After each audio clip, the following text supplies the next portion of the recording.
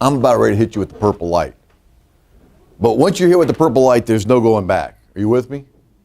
I'm going to show you a best practice for winning more tenant rep assignments and then for giving the tenant the kind of counsel they want. There's two S's that goes into a tenant rep presentation.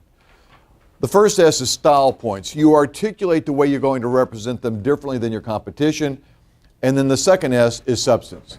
First, and I'm speaking purely to tenant rep right now, there is a DNA difference between a tenant rep broker, a landlord rep broker,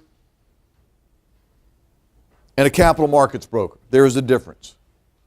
Now, in many of the markets that might be smaller markets, you'll see hybrid brokers that do tenant rep on Monday, landlord rep on Tuesday, capital markets Wednesday. I get that. If you're in Los Angeles and you're Boston and Chicago and New York and San Francisco, the vast majority of those brokers tend to be focused in one area of the business. I'm doing a survey of some of the monster tenant rep brokers in the country. I think I'm on my fifth one, and I'm looking at the biographical sketch of each one. And when I got to the one who happened to be in Houston, Texas, and I looked at his biographical sketch, it just boom. It just boom. It dawned on me the similarities between all of the monster tenant reps, regardless of the market that they're in. You know what it was? Community involvement.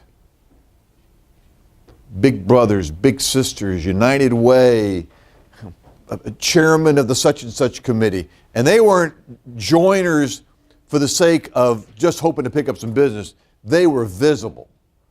They made a commitment to these right associations to be visible.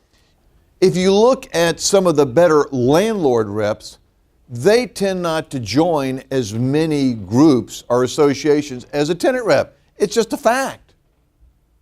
A good landlord rep might be involved with NAIOP or might be involved with urban land, but a tenant rep, and the kind of like the second kind of punch in the nose, I'm working with a wonderful tenant rep in Dallas, Texas, and he says to me, Mike, you've known me for years. He says, all I do is tenant representation. I have never pursued lease expirations. He says, I have always pursued relationships. And that is the philosophy of a great tenant rep broker. If you think you're going to dial for dollars and call on a bunch of tenants who have leases expiring in 6 months, you and about other 10 or 12 tenant rep brokers. But if you take the long view of who are the right decision makers and what groundwork do I need to start laying today to work with you 2 years from now, that's the philosophy of many a great tenant rep broker, right? We've sat next to each other for 2 years at a Big Brothers meeting monthly, talking about what we can do for our community. It's at the third year I'll lean over and say, don't you have a lease coming up in 18 months? And you say, yeah, Mike. So I'm going to come over, take you and your guys and gals out to lunch. I want to talk to you about how we can help you. There's no presentation. And there might be a bake-off, but the purpose of the bake-off is just to validate that the guy who's been sitting next to you at Big Brothers should in fact win the business. So the first thing we want to talk about is those in tenant rep have made up their mind they're going to be visible and they're going to be very, very good at business development. Second,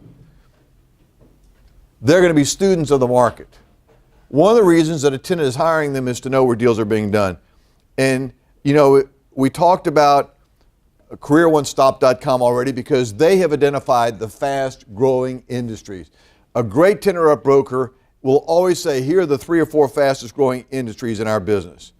My dear friend Lawrence talks about 10K Wizard. I love this website. Used to be $220, $230, now it's $400. It's still a gold mine. It's owned by Morningstar. And this website here gives you leases which have recently been negotiated in your marketplace.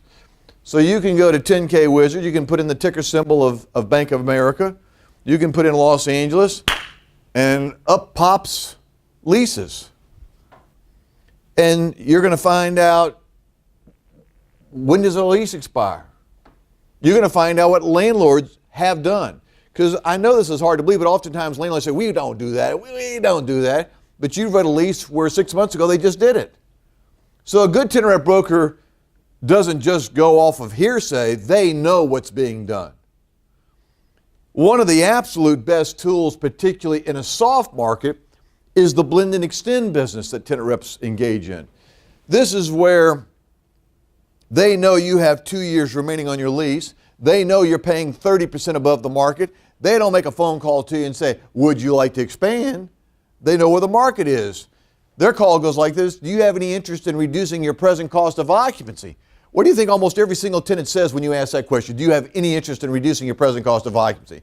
They didn't call on a tenant who had 5 years left on their lease. They called on the tenant who had 2 years left on the lease, and they could see that they're paying 30, 40%.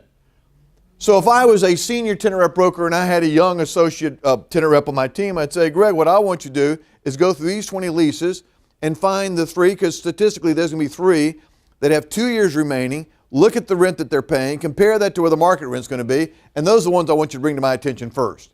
And then I make the call to the decision maker saying, we've had tremendous success working with other tenants in your building, reducing the cost of occupancy.